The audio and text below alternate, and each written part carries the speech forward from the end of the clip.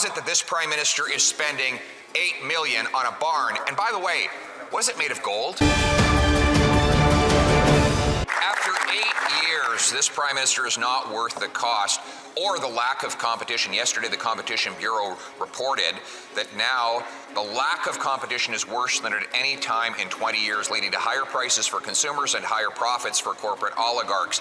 Now the Liberal government is considering allowing Canada's biggest bank, gobble up the 7th biggest bank, to eliminate competition and force up mortgage rates on Canadians who already can't afford to pay their bills. Will the government side with consumers and home buyers instead of corporate oligarchs and big banks and block this merger? The Honourable Parliamentary Secretary. Mr. Speaker, as the Conservative leader recycles common sense cliches from decades ago, like an automaton from the Mike Harris era, our government has taken decisive action to help Canadians with the price of groceries by supporting more competition in the marketplace and by increasing housing supply by waiving GST on new rental construction. These are two significant measures the members opposite can support right now by supporting the government's bill on affordability. But they've stated that they won't support that.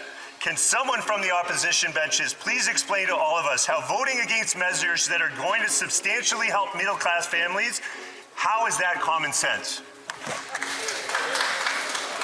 L'honorable chef de l'opposition.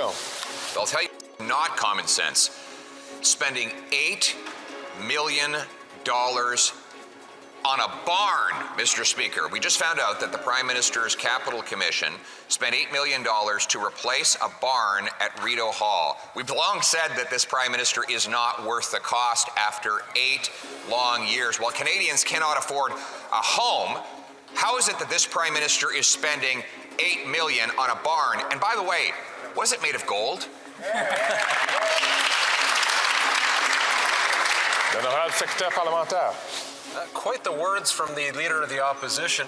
I remind him when he was responsible for housing during the Harper years, $300 million spent for housing, less than 100 homes built. Do the math, Mr. Speaker. $3 million a home.